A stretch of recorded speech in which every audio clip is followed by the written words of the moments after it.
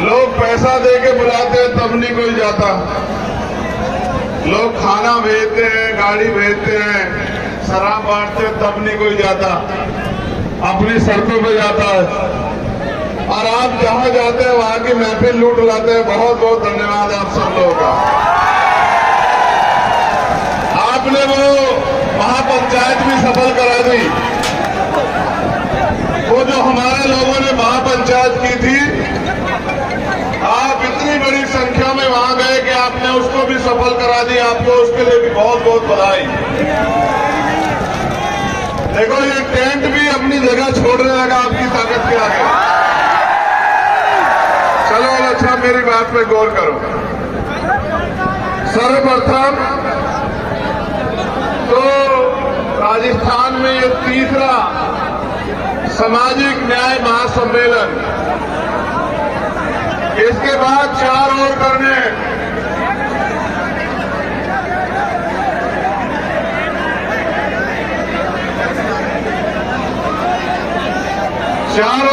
इसके बाद तीसरा है ये नैनवा, भादरा और अब ये गंगापुर सिटी।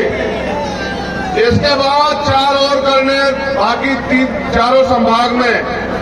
फिर एक ऐतिहासिक करेंगे जयपुर में, राजधानी में, भोपाल की तरह। और उस दिन सरकार को और राजस्थान को संदेश देंगे कि अगर आप ये चाहते हो कि आपका आदमी सीएम बने तो किससे मांगने का काम बंद कर दो। अगर आप ये कहोगे कि हमने सम्मेलन बुलाया है भाई, हमने महापंचायत बुलाई है इसलिए कि हमारे आदमी को सीएम बना दो, मांगने से कहने से कोई आपके आदमी को सीएम बनाएगा क्या? मैं तो अपने उन भाइयों से भी कह रहा हूं, अपनी ताकत पहचानो। वोट आपका है, राज आपका आएगा, कोई रोक नहीं सकता है। राजस्थान में नहीं, पूरे भारत में आएगा। कुछ दिन की बात है, आप देखते जाओ, आपका राज आएगा। ऐसा राज आएगा जिसके बाद शायद कभी कोई दुनिया में भारत के अंदर चुनाव लड़ने की इच्छा ही ना करे।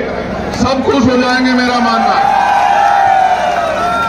आज की इस सम्मेलन के यहां इस मंच पर उपस्थित हमारे प्रदेश के प्रभारी भाई सतपाल चौधरी जी, हमारे भीम आर्मी के प्रभारी भाई अनिल देनवाल जी, हमारे सम्मानित नेता अमरचंद रसोलिया जी, मोहनलाल बैरवा जी, हमारे प्रदेश के अध्यक्ष राम लखन मीना जी, भाई शोएब खान जी, भाई करतार सिंह जी, छोटे भाई शैलेश मोशपुरिया जी, भाई संजय वाल्मीकि जी, भाई रामपाल भारतीय जी, भाई जो संचालक कर रहे थे भाई बीएम मखोरिया जी, भाई केएल माथुर जी, भाई राम सिंह इंदौरिया जी, भाई जितेंद्र अटवाल जी, हमारे पूर्व के प्रदेश अध्यक्ष भीम आर्मी भाई सत्यवान जी, भाई रुकुम सिंह जी जो जिलाध्यक्ष है गंगापुर सिटी के, भाई सुनील कुमार भिंडा जी, भाई विनीत सांखला जी जो हमारे यूथ के प्रदेश अध्यक्ष हैं, भाई विकास पोसवाल जी, भाई राजेश सरपंच जी और भाई बाबूलाल जी जो डीओ हैं, भाई अजय जी, पुष्पेंद्र जी, मीणा सिंह जी, भाई नरेश बीरवाल जी, प्रेम नारायण मेहर जी, बहन विद्या वर्मा जी, बहन मीरा मेघवाल जी, बहन संतोष मेघवाल जी, भाई सुमित अम्बेश जी, मदन मेघवाल जी, छोटी बहन एकता जी, अमित करसोलिया जी, धर्मेंद्र बैसला जी, मेरे साथ आए भाई कैप्टन मुकेश वाल्मीकि जी, भाई राज सिंह नेहरा जी जो मुख्य अतिथि के तौर पे हमारे साथ आए, भाई सुशील प्रधान जी और आज के आयोजक साथी भाई मुकेश बैरवा जी। आज हमारे एक साथी का जन्मदिन भी है, चतर सिंह जी का, उनको भी बहुत बहुत बधाई।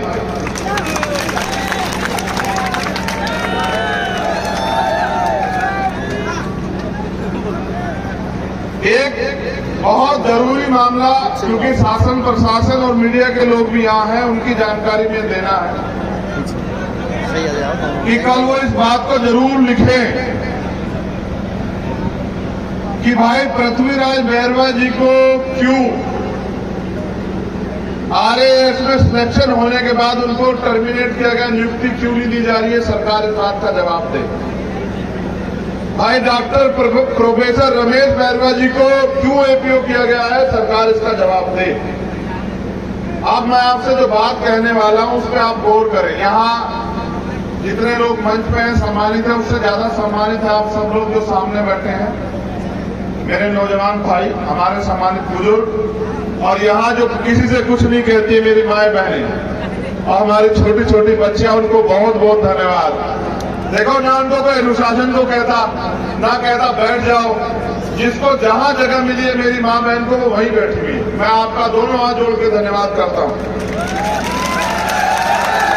जो धैर्य मात्र शक्ति में है वो कुदरत ने दुनिया में किसी को नहीं बख्शा। जीव को जो दुनिया में अगर सबसे ज्यादा धैर्य किसी को दिया वो हमारी मातृ शक्ति को दिया, हमारी बहनों माओं को दिया, अपने बच्चों को दिया। बहुत बहुत धन्यवाद आपका।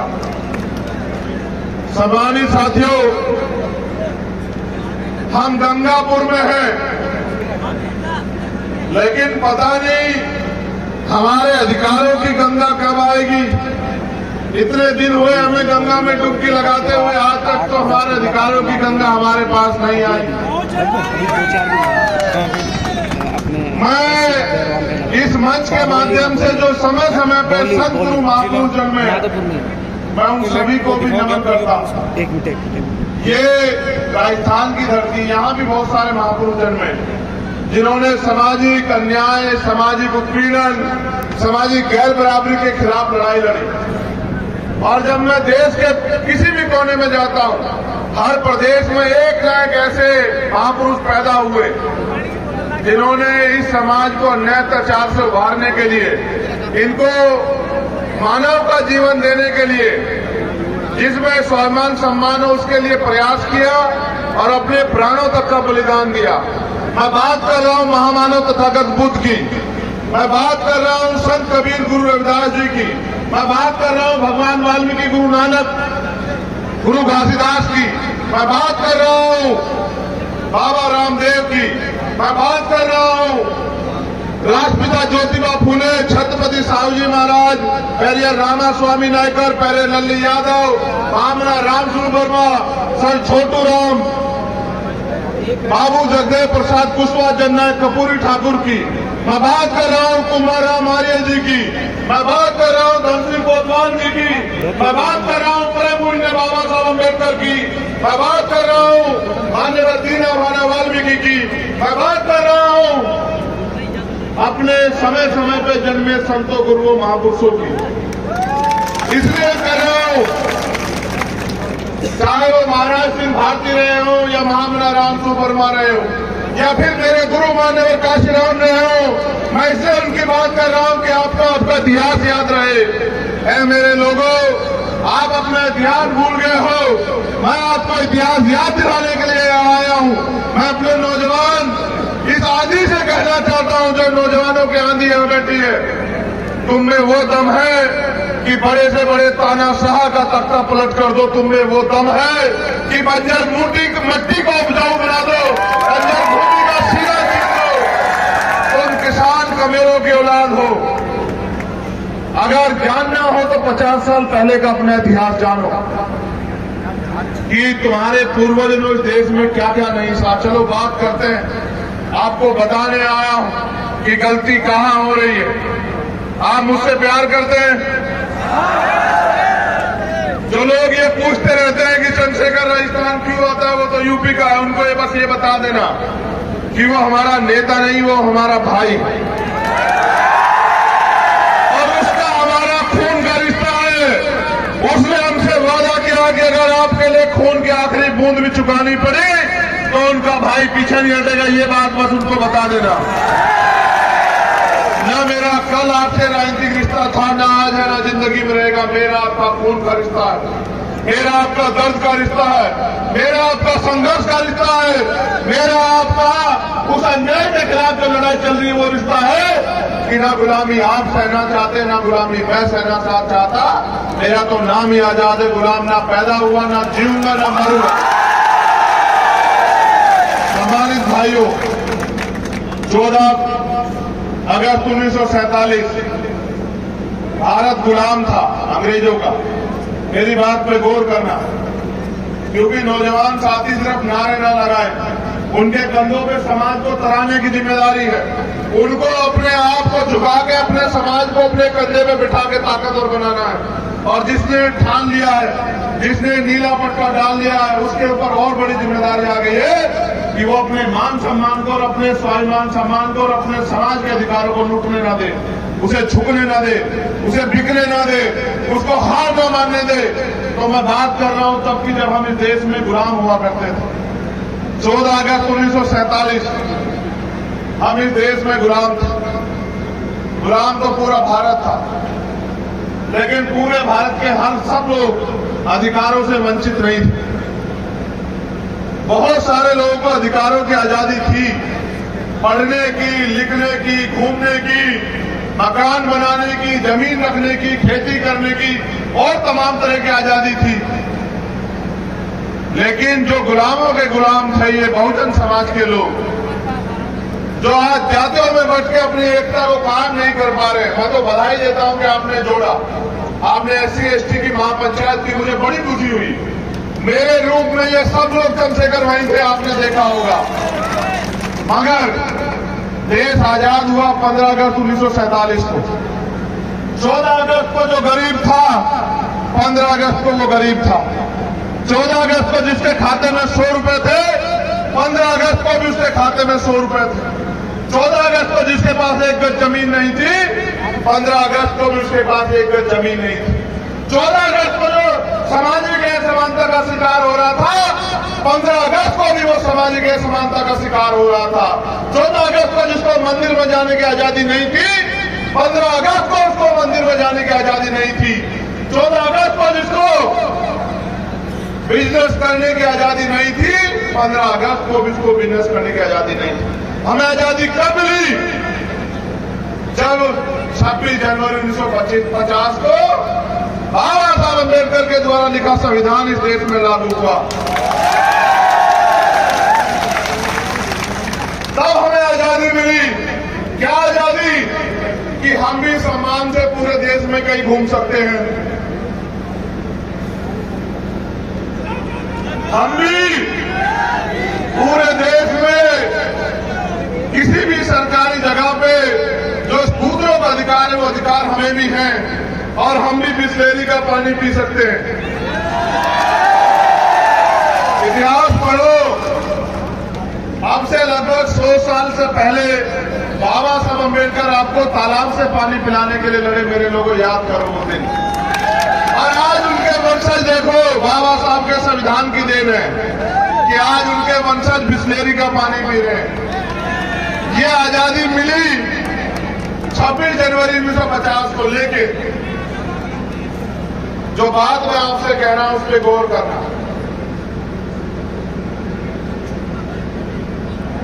ये आजादी कितने मुकाम तक पहुंच पाई और कितने अधिकारों के लिए आपको संघर्ष करना पड़ा, लड़ना पड़ा, आंदोलन करने पड़े, लाठियां खानी पड़ी, मुसीबतें झेलनी पड़ी।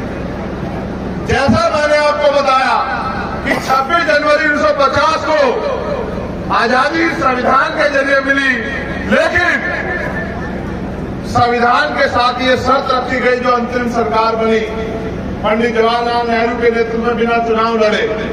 उस सरकार ने वादा किया बाबा साहब अम्बेडकर से कि जो संविधान में अधिकार आपने लिखे हैं, जो यो भाग 4 में नीति निर्देश तत्व में जो आपने इनकी तरक्की के लिए योजना बनाई है, जो आर्टिकल 340 में दलितों से भी पहले पिछड़े वर्ग की तरक्की का रास्ता आपने खोला है, जो सभी धर्मों को धार्मिक आजादी आपने दी है, जो किसानों को सर छोटू राम और बाबा साहब अम्बेडकर के रूप में जो गरीबों को जमीन मिले, जिसको चौधरी चरण सिंह जी ने बाद में करके भी दिखाया, वो जमीन रखने का अधिकार जो है वो अंतिम व्यक्ति को भी मिलेगा।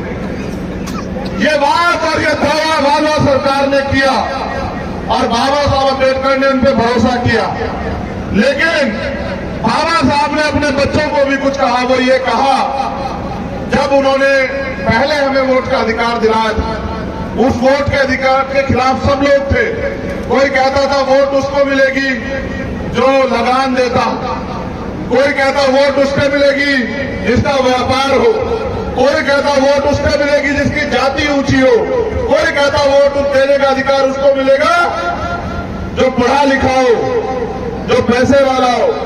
लेकिन बाबा साहब ने कहा, क्योंकि वो दूरदर्शी थे, उन्होंने कहा फिर इस देश का लोकतंत्र मजाक बन के रह जाएगा अगर चंद लोग फैसला करेंगे कि किसकी सरकार होगी।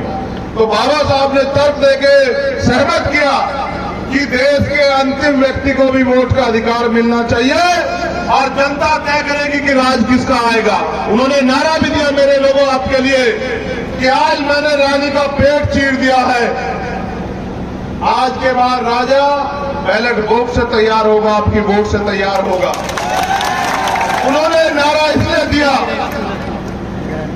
कि उनको ये भरोसा था कि उनकी आने वाली पीढ़ियां पढ़ लिख के अपनी वोट की ताकत को समझेंगी और वो 21वीं सदी में जब 2023 चल रहा होगा वो पंचायत करके हाथ फैला के मांगेगी नहीं कि लाओ हमें मुख्यमंत्री का पद दे दो। वो ऐसे नहीं मांगी, ऐसा भरोसा नहीं था बाबा साहब अम्बेडकर।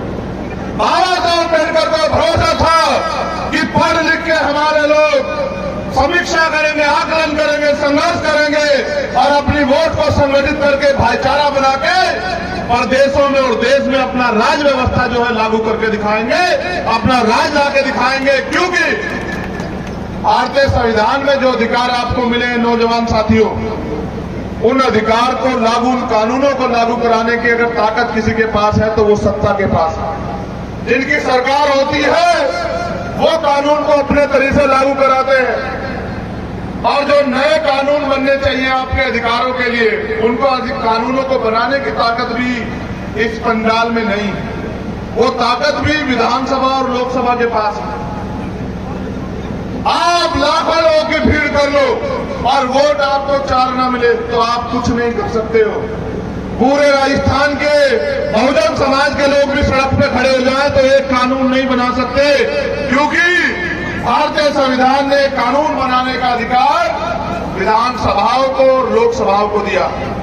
बाबा साहब अम्बेडकर को भरोसा था कि उनकी आने वाली पीढ़ी आकलन करेगी, क्योंकि वो ये जानते थे कि जिन लोगों के हाथ में सत्ता है वो मेरे लोगों को कुछ नहीं देंगे, वो बिल्कुल कुछ नहीं देंगे। वो तो मेरे लोगों को जो अधिकार मैंने संविधान में सुरक्षित किए हैं वो तो उनको भी छीनने का काम करेंगे, समय समय पे उनको भी लूटने का काम करेंगे। आज देखो ऐसी हालात है।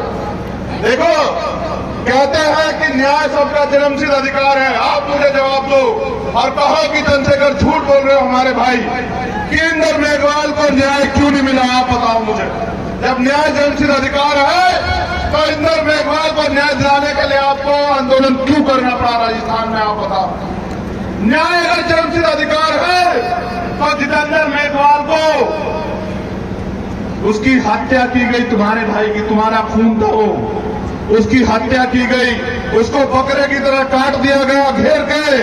एक बहादुर तुम्हारे भाई को, उसके हत्यारों को सजा दिलाने के लिए तुम्हें आंदोलन क्यों करना पड़ा? तुम इतने बड़े पैमाने पे क्यों झूठे पाली में जाके? मैं आपसे इसलिए पूछना चाहता हूं कि ओम प्रकाश नगर फांसी लगा लेता है क्योंकि उसको लगता है उसको न्याय नहीं मिलेगा। मैं इसलिए आता हूं राजस्थान की ओम प्रकाश नगर लिखता है सुसाइड नोट में कि मेरा भाई आएगा मुझे न्याय दिलाने के, इसलिए आता है चंद्रशेखर आजाद राजस्थान। मैं पूछना चाहता हूं, आप लाखों की संख्या में जयपुर में इकट्ठा हुए थे, बताओ कार्तिक भील को न्याय क्यों नहीं मिला? मुझे बताओ, मैं जानना चाहता हूं आपसे। मैं जानना चाहता हूं आपकी पंचायत के एक हफ्ते बाद ही मेरी बहन पूजा को 10 टुकड़ों में जिन्होंने काटा, उनको, उस बहन के परिवार को न्याय कब मिलेगा बताओ। मैं जानना चाहता हूं कि बलौत्रा में जिस बहन को अन्याय का सामना करना पड़ा, उसको जला दिया गया, उसको न्याय कब मिलेगा बताओ। ये मैं जानना चाहता हूं आप लोगों से। उनको भरोसा था बाबा साहब अम्बेडकर को, उनको क्योंकि एहसास था इनके चरित्र में कि ये मेरे लोगों को न्याय नहीं देंगे, अधिकार नहीं देंगे, और जो अधिकार मैं देके जा रहा हूं उनको लूट लोगों उन्होंने रुपया पैसा नहीं, तुम्हें करोड़ों रुपए से भी ताकतवर वोट का अधिकार दिया।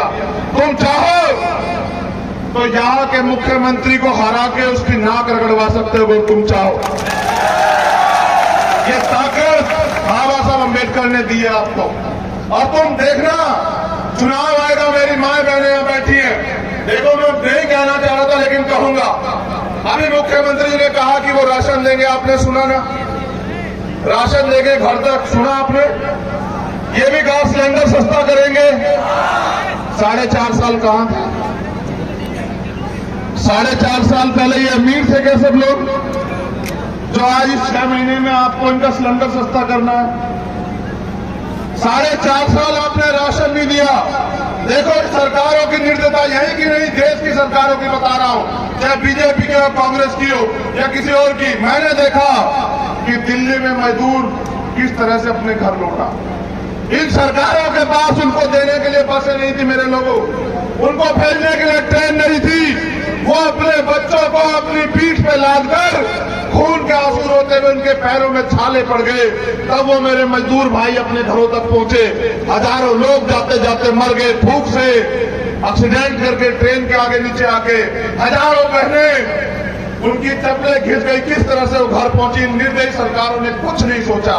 ये यही थे ना सरकार के लोग, जब आप भूख से मर रहे थे कोरोना काल में, लॉकडाउन लगा था, तब भी तो ये सरकारें यही थी।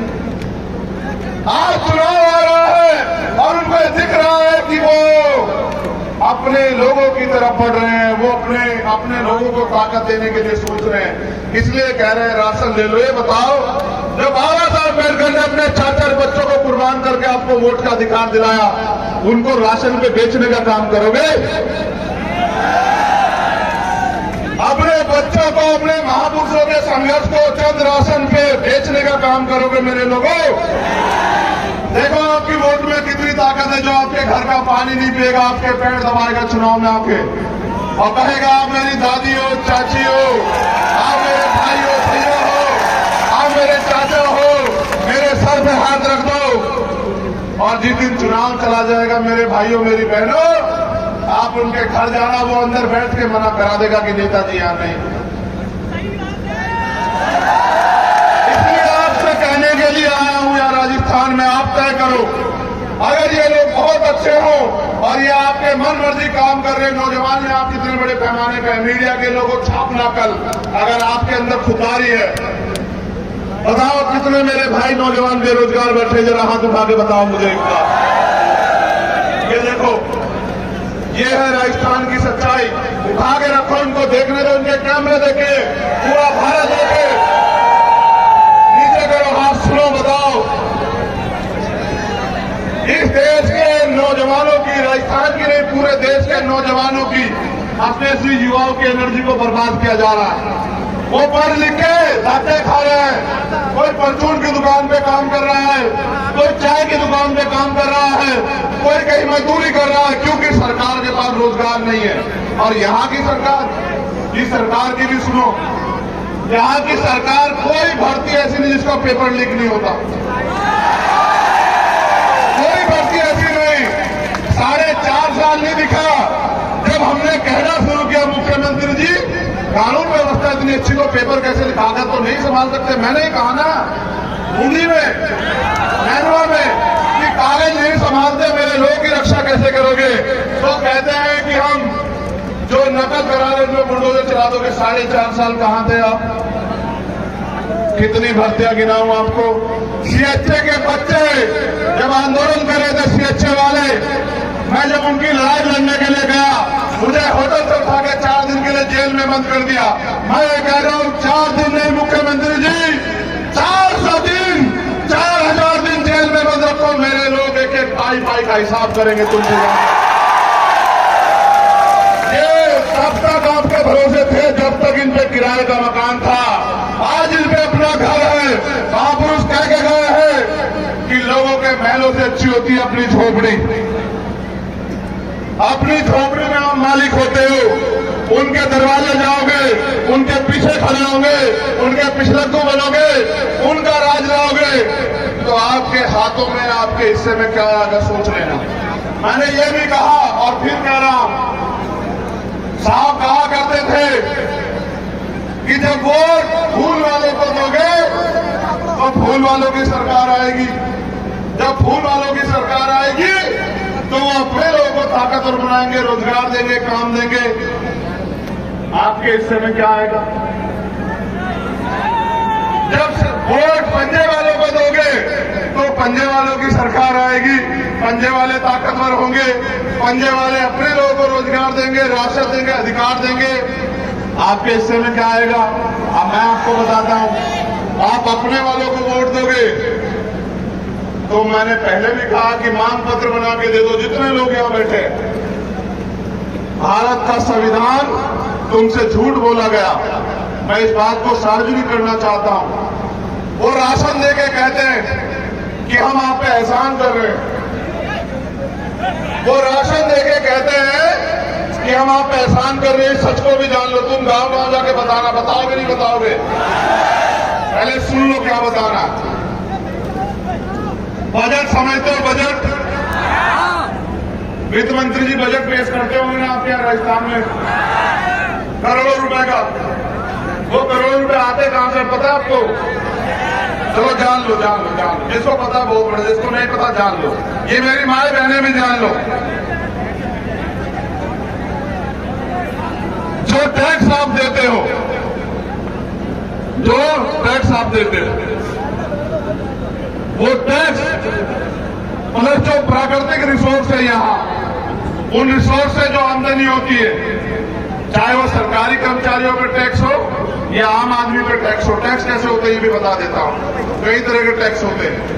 आप घर में माचिस खरीदते हो ना, उस पर टैक्स जाता है। आप बाल काले कराते हो ना, उन पर टैक्स जाता है। आप ये शर्ट पहनते हो ना, इस पर टैक्स जाता है।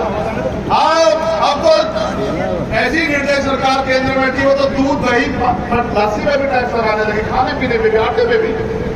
तो जो टैक्स आप देते हो वही पैसा इकट्ठा होके और जो प्राकृतिक रिसोर्स है वही बजट बनता है।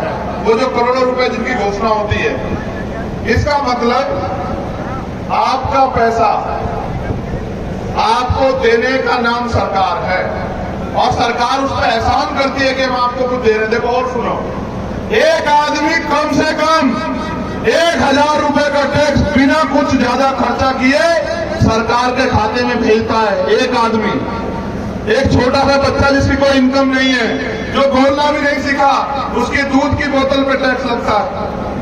वो डायपर पहनता है, उस पर टैक्स लगता है। वो जो कपड़े पहनता है, उस पर टैक्स लगता है। यानी कि एक छोटा बच्चा 1 साल का, वो भी हजारों रुपए का टैक्स एक साल में सरकार को देता है, 1 महीने में देता है। अगर साल का हिसाब बनाए तो 12,000 रुपए का टैक्स। मैं तो छोटी बात बता रहा हूं। और सरकार आपको राशन कितने पैसे का दे रही होगी जरा बता दो? कितने पैसे का राशन दे रही होगी? 200 रुपए का। अब देखो कितनी बढ़िया बात है। मेरी माँ भी समझ जाएगी इस बात को, जो ना पढ़ी लिखी हो वो भी समझ जाएगी। माँ, अगर मैं तुझसे 1000 रुपए लूं और 200 रुपए तुझे वापस दूं, तो तेरे पैसे मेरी तरफ है या मेरे पैसे तेरी तरफ है? ये बता दे बस। किसके पैसे किसकी तरफ है बताओ? अगर किसी माँ ने या भाई ने मुझे 1000 रुपए दिए और मैंने उसको 200 रुपए वापस लौटा दिए, तो किसके पैसे किसकी तरफ है? आपके 800 रुपए मेरी तरफ है। आप 1000 रुपए का टैक्स देते हो महीने में, एक आदमी। सरकार 200 रुपए का राशन देती है, फिर भी आंख दिखाती है, आपका पैसा आपको दे रही है, 800 जेब में भी रख रही है और फिर कह रही है कि हम आपको राशन दे रहे हैं। मैं आपको बताता हूं कि भारत के संविधान दुनिया का सबसे अच्छा संविधान है और वो संविधान अंतिम व्यक्ति को भी रोटी, कपड़ा, मकान, इन तीनों चीजों की गारंटी देती है कि हर व्यक्ति को रोटी मिलेगी भरपेट, हर व्यक्ति को पहनने के लिए कपड़ा मिलेगा और हर व्यक्ति को ढकने के लिए सर, छत मिलेगी, मकान मिलेगा। ये गारंटी कौन देता है? सरकार नहीं देती। कौन देता है? संविधान देता है। उसी संविधान के अनुसार सरकारें बनती हैं। ये आपसे झूठ बोलते हैं, ये आके आपको गुमराह करते हैं, बड़े बड़े वादे करते हैं। क्यों? क्योंकि आपके पास वोट है, ये आपकी बस्तियों में आते हैं इसलिए कि आपकी वोट को लूट सके, ये आपके गले लगते हैं। आप ये बताओ, अगर अमीर चाहते हैं कि गरीबों का भला हो जाए तो कोई गरीब रहता क्या? ये माए सुने, ये मेरी बहनें सुने, अमीरों के कुत्ते घी खाते हैं, अमीरों के कुत्ते एसी में सोते हैं और मेरे लोगों के तन पे कपड़ा नहीं दिया है सरकारों ने हमें। ये है सच्चाई देश की और ये सच्चाई है प्रदेशों की। पीने के लिए मेरे लोगों में पानी नहीं है, इनका कुत्ता जो है बिस्लेरी में नहाता है, ये है सच्चाई देश की। लेकिन आप इनके बातों में आ जाते हो और फिर इनको ताकतवर बना देते हो। मेरे पिताजी कहा करते थे कि अजमाए को अजमाना नहीं चाहिए, जिनको अजमा चुके और अजमा के देख चुके कि मैंने वहां कहा बादरा में कि अगर आप गलती कर बैठते हो, मैं गंगापुर सिटी में भी कह रहा हूं, तो 5 साल जो खाल उतरेगी हमारे लोगों की, जो अन्याय सहना पड़ेगा हमारे लोगों को, जो रेप हत्याएं होगी, जो पूजा भील को टुकड़ों में काटा जाएगा, उसके जिम्मेदार आप भी होंगे। इस बात को आप लोग याद रखना, क्योंकि आपकी गलती, आपकी लापरवाही, क्योंकि वोट का अधिकार आपको बिकने के लिए नहीं मिला, वोट का अधिकार आपको गुलामी से मुक्ति के लिए मिला है, वोट का अधिकार आपको ताकतवर बनने के लिए मिला है। अगर आप अपनी वोट का प्रयोग गलत कर देते हो तो जो अन्याय होगा उसका खामियाजा आपको भुगतना पड़ेगा, उसके जिम्मेदार भी आप होंगे। दूसरा, काशीराम साहब ये कहते थे कि वोट की रक्षा कैसे करनी है, जैसे बहन बेटे की रक्षा करते हैं। तो आपकी वोट इतनी सस्ती नहीं मेरे लोगों कि थोड़े से पैसे शराब या राशन पे किसी को दे दो, ये तो सरकारों को देना ही है। आप वोट अपनी ताकत बनाने के लिए दो। मैंने अभी 4 दिन पहले 2 लाइनें लिखी थी, आपने अगर पढ़ी हो मेरे ट्विटर हैंडल पे, राजेश अगर पढ़ी हो, मैंने लिखा था कि निकाल लाया हूं परिंदों को पिंजरों से, निकाल लाया हूं परिंदों को पिंजरों से। अब बस परिंदों के दिमाग से पिंजरा निकालना बाकी। इस गुलामी बेबसी में आपका अपना मकान न होने के कारण आप लोग रह रहे थे, उस कमरों से आपको निकाल लाया हूं मैं। अब बस आपके दिमाग से बात निकालनी है कि जब वोट देकर आप उनकी सरकार बना सकते हो तो अपनी भी बना सकते हो। वो जो नारा दिया महापुरुषों ने कि वोट हमारा राज तुम्हारा, अभी मुझसे एक हमारे साथी केपी सिंह जी ने सुबह कहा कि देखो महापुरुष कह के गए कि वोट हमारा राज तुम्हारा, नहीं चलेगा नहीं चलेगा, लेकिन यहां राजस्थान में क्या हो रहा है कि वोट तुम्हारा राज हमारा, यूं ही चलेगा यूं ही चलेगा। क्योंकि मेरे लोग गुलामी छोड़ना नहीं चाहते। कार्तिक भील का परिवार 3 महीने सड़क पे धूल भागता है, उसके बच्चे खून के आंसू रोते हैं। क्या जवाब दूं मैं उसको, उस परिवार को, कि जो जिस पे आरोप है वो कांग्रेस का विधायक है इसलिए उसका कुछ नहीं हो सकता, तो कानून बराबर कैसे हुआ? मैं मुकेश वाल्मीकि जी यहां बैठे, इनका बेटा हर्षाधिपति वाल्मीकि, एक आपका अपना खून, आपका भाई अधिकारी, उसको एक विधायक जाके पीटता है, 22 जना से उसकी जो है उसकी हड्डियां फ्रैक्चर हो जाती है और उसको मरा हुआ समझ के छोड़ देता है। वो तो आपका खून था कि उनसे नहीं मरा, इतने लोगों से भी, वो आपका बलशाली खून था, वो नहीं मरा। आज वो अपने पैरों पे खड़े होने की स्थिति में है, वो भी बेड पे उठ जाएगा, जैसे आप उठ के खड़े हुए वो भी उठ जाएगा। लेकिन जवाब दो कि एक दिन में उस विधायक की जमानत हो जाती है, तो मैं क्या जवाब दूं? अगर तुमने ऐसा कर दिया होता, पृथ्वीराज बैरवा ने क्या किया?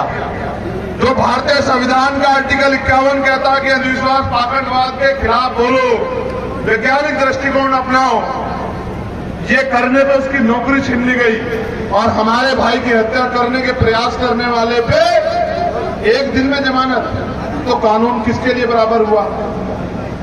देखो, मैं तो आपसे कहना चाहता हूं,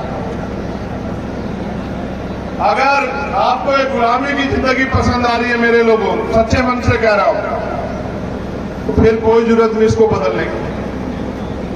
और अगर आपके अंदर ये बेचैनी झटपटाहट हो, यार हम सबको आजमा के देख चुके, हमने सब पे भरोसा किया, कोई कुछ करता तो है नहीं हमारे लिए। लड़ने के लिए तो फिर भी हमारे भाई को आना पड़ता है, तो उसको ही ताकत दे दो इस बार।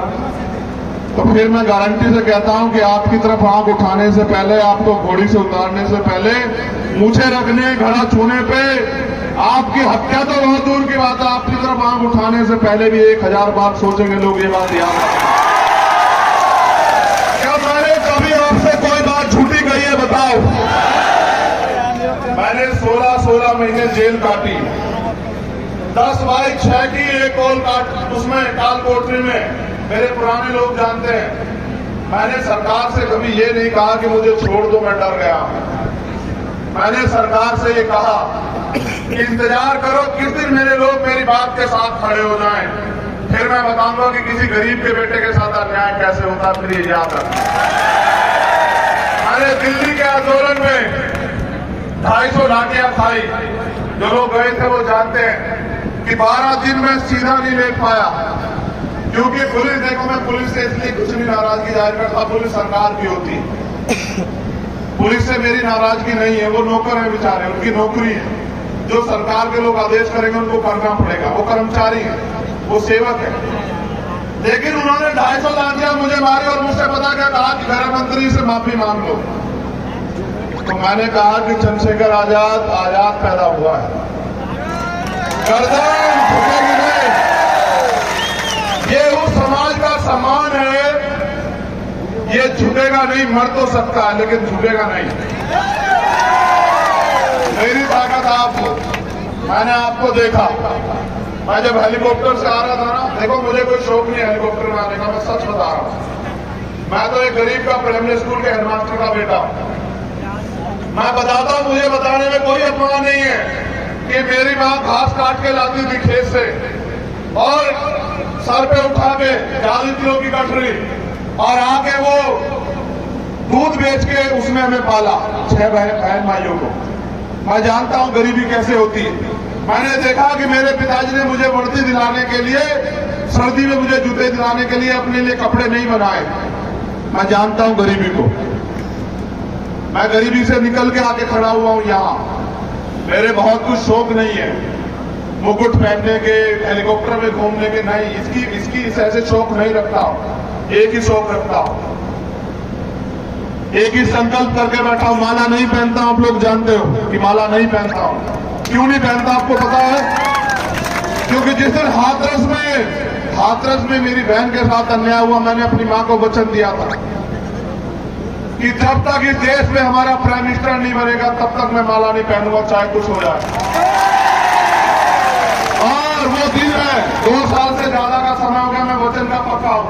मैं आपको भी वचन दे रहा हूं, चाहे गरीबी आपकी समस्या हो, बेरोजगारी आपकी समस्या हो, महंगाई आपकी समस्या हो, अन्याय अत्याचार आपकी समस्या हो, सामाजिक अपमान आपकी समस्या हो, आप सिर्फ मांग पत्र बना के मेरे साथ खड़े हो जाओ।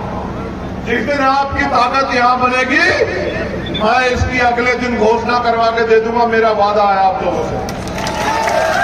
और देखो,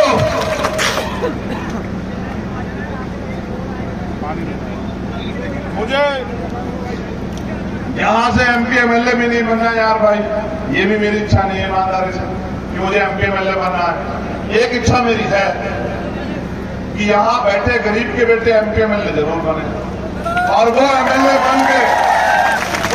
बन के उन माओं के आंसू पूछने के काम करें, बुजुर्गों के दुख बांटने का काम करें जिनको व्यवस्था ने ठग लिया, जो सिर्फ चुनावी पैर छुआऊ होते हैं बेचारे, उनके दुख, उनके आंसू पूछने का काम करें। देखो तो जाके सही कि जब गरीब अपनी बेटी की शादी करता है तो साहूकार से पैसा लेता है उधार, और फिर सालों उसकी पीठ जो है छल्ली हो जाती है उस उधार को उतारने में। अगर अपने बच्चे को डॉक्टर इंजीनियर बनाना चाहे तो वो उधार लेता है, लोन लेता है, कर्जा लेता है, उसकी जमीन गिरवी रख जाती है और ताकतवर उसकी जमीन छीन लेता है। मैं बस उनके चेहरों पे खुशी देखना चाहता हूं, उनके साथ हो रहा अन्याय बंद करवाना चाहता हूं। मैं चाहता हूं कि हर गरीब के बेटे को, चाहे वो कितनी अच्छी शिक्षा लेना चाहे, मुफ्त की शिक्षा मिले, फ्री शिक्षा सबके लिए, कोई किसी जाति धर्म का, और सबको मिले, कि कोई ये ना कहे कि हमें नहीं मिल रही है। और क्योंकि मैंने अपने पिता को अपने हाथों में खोया, क्योंकि मैं पैसे वाला नहीं था, अपने पिताजी का प्राइवेट हॉस्पिटल में इलाज नहीं करा पाया। मैंने उनको भी उस दिन वचन दिया, उनके अंतिम दिन उनके 100 पे हाथ रख के कि मैं कोशिश करूंगा, पूरी मेहनत करूंगा ईमानदारी से कि कोई गरीब मेरा आपके जैसा आने वाले समय में अपनी बहन, भाई, बेटे, बच्चे, पत्नी, पिता, मां को इसलिए ना खो दे कि उसकी जेब में इलाज के लिए पैसे ना हो। बस ये लड़ाई कि सबको, अगर संविधान सबको बराबरी के अधिकार देता है तो फिर वो बराबरी के अधिकार जमीन पे भी मिलने चाहिए।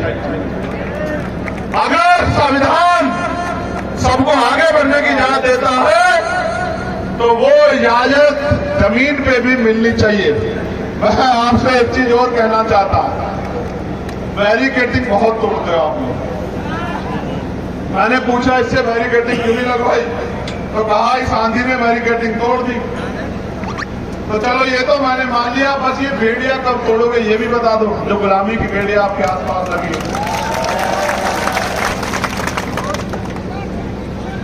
देखो एक कहानी सुनाता हूं, शायद आप समझ जाओ कि गुलामी किसे कहते हैं। गुलामी सिर्फ शारीरिक नहीं होती, मानसिक भी होती है। हाथी देखा आपने? हाथी, एलिफेंट।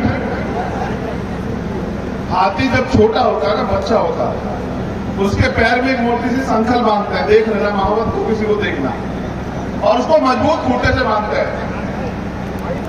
वो पूरी जोर लगाता है लेकिन उस संकल को तोड़ा नहीं पाता।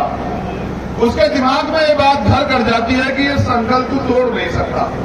फिर हाथी बड़ा हो जाता है, जब वो सारी संकल तोड़ सकता है, लेकिन फिर उसके पैर में एक छोटी सी रस्सी बांधते हैं। बस ये गुलामी उसके सब दिमाग में रहती है कि वो इस रस्सी को तोड़ नहीं सकता।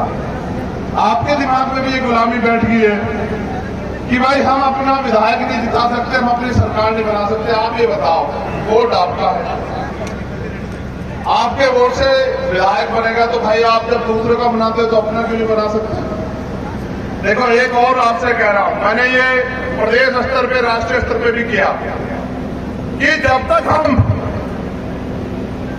जाति के आधार पे तोड़े गए लोगों के साथ, जो हमारा अपना ही सब परिवार है, जिनको हम यहाँ संविधान के अनुसार दलित पिछड़ों के रूप में जानते हैं, आदिवासियों के रूप में जानते हैं, अल्पसंख्यकों के रूप में जानते हैं, जिनको हम संविधान से पहले शूद्रों, अति शूद्रों के रूप में जानते थे, जब तक हम उनमें भाईचारा नहीं बनाएंगे, जब तक हम एक दूसरे के साथ नहीं खड़े होंगे, जब तक हम किसान का, मेरे लोग देखो याद करो, बाबा साहब अम्बेडकर और सर छोटू राम मिलके लड़े नहीं लड़े? जब मिलके लड़े तभी तो गरीबों पे जमीन आई। जब बड़ा भाई और छोटा भाई मिलके लड़ेंगे तो वो किसी भी दुश्मन को निस्तानाबूद कर सकते हैं, और जब अलग अलग लड़ेंगे तो फिर उनका अपना नुकसान होगा। मेरा प्रयास यहां चल रहा है कि बड़े और छोटे भाई सब मिलकर लड़े। मैंने इसका प्रयास पहले किया, जिन्होंने पंचायत की उनको भी ये सीख हमने दी कि हमने राम लखन मीणा जी, जो हमारे पढ़े लिखे आदिवासी समाज के प्रोफेसर हैं, हमारे भाई हैं, मैंने उनको कहा कि आप नेतृत्व करो, हम इन SC/ST के लोगों को सबसे पहले इकट्ठा करेंगे, आप आगे बढ़ो, हमारे लोग सब लोग मिलकर आपको आगे बढ़ाएंगे। आपका दिमाग, आपकी शक्ति और ये एकता को हम लोग जमीन पे मजबूत करेंगे। हमें देखकर उन्होंने ये पंचायत की।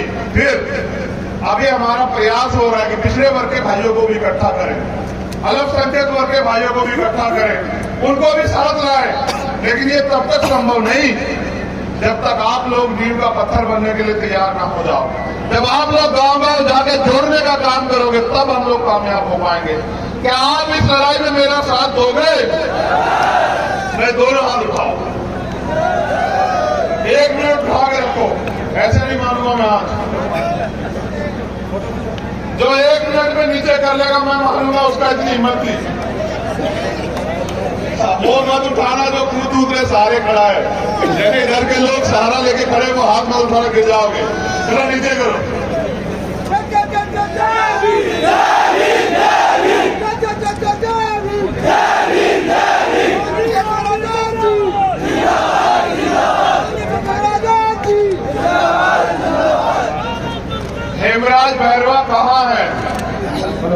क्या हेमराज बैरवा मुझे सुन रहा है? सनो बद्रीलाल बैरवा, ग्राम भंडारी, जिला दौसा। तुम्हारे जीजा जी खड़े हैं, कुछ जरूरी काम है, ट्रक में जरा एक बार मिल लो जाके, उनको जाने दो, रास्ता दे दो। मेरे नौजवान साथियों, रास्ता दे दो। देखो, मैं आपसे विदाई लेना चाहता हूं इस उम्मीद के साथ कि इस बार किसी का पैसा, किसी का राशन और किसी की झूठी बातें आपके मेरे बीच में दूरी नहीं बना पाएगी। किसी की झूठी बातें आपको और मुझे अलग नहीं कर पाएंगी। क्या ये मैं मानूं कि गंगापुर सिटी और इसके आसपास के जो इस संभाग के लोग हैं वो इस बार मुझे ताकत देने का काम करेंगे? आश्वस्त हो जाऊं? पहले जवाब दो। ऐसा तो नहीं कोई पैसा देगा तो भूल जाओगे? पहले रुके, माओ से पूछ लेते हैं। माँ बहनें खड़ी है, तुम लोग पीछे हो जाओ जरा से। बताओ, मेरी माँ बहनें खड़ी है, बेटा चाहिए पैसा चाहिए? बताओ। नहीं, दोनों हाथ उठा के बताओ, बेटा चाहिए, भाई चाहिए, पैसा चाहिए? चलो ठीक है, रुक जाओ। सिर्फ नौजवान साथी बताओ, भाई चाहिए या पैसा चाहिए? बताओ। आवाज कम है, मजा नहीं आ रहा। जब मैं पूछूंगा तो बताना, भाई चाहिए या पैसा चाहिए? अच्छा, मैं अपने सम्मानित बुजुर्गों से पूछना चाहता हूं, आपने गरीबी झेली, अन्याय झेला, कोई आपके आंसू पूछने नहीं आया। आपको अपना बेटा चाहिए या पैसा चाहिए? बताओ। जोर लगा के बताओ, बेटा चाहिए या पैसा चाहिए? तो फिर मैं आपसे वादा करता हूं कि दुनिया की कोई ताकत आपको कामयाब होने से नहीं रोक सकती अगर आप तैयार हो तो। चलो मेरे साथ आवाज दो, आवाज दो। नहीं, मुख्यमंत्री तक आवाज नहीं डाली होगी, तेज बोलो, आवाज दो, आवाज दो। जय भीम, जय भीम, जय भीम। बहुत बहुत धन्यवाद। मैंने आपको धूप में खड़े देखा, मैंने आपको इस गर्मी को सहते देखा, मगर मैंने आपके हौसलों को भी देखा। इस प्यार के लिए बहुत बहुत धन्यवाद। आपके इस प्यार की कीमत खून का एक कतरा चुका के देगा आपका भाई, आपसे वादा है।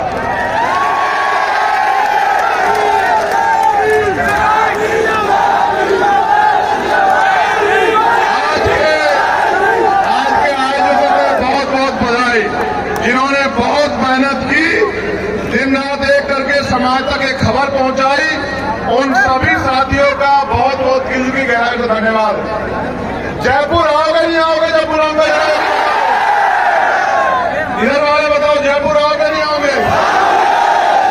ऐसा नहीं है मेरे पास, अपने साधन से आना पड़ेगा, बस नहीं लगा पाऊंगा, खाना खा के आना, खाना नहीं खिला पाऊंगा।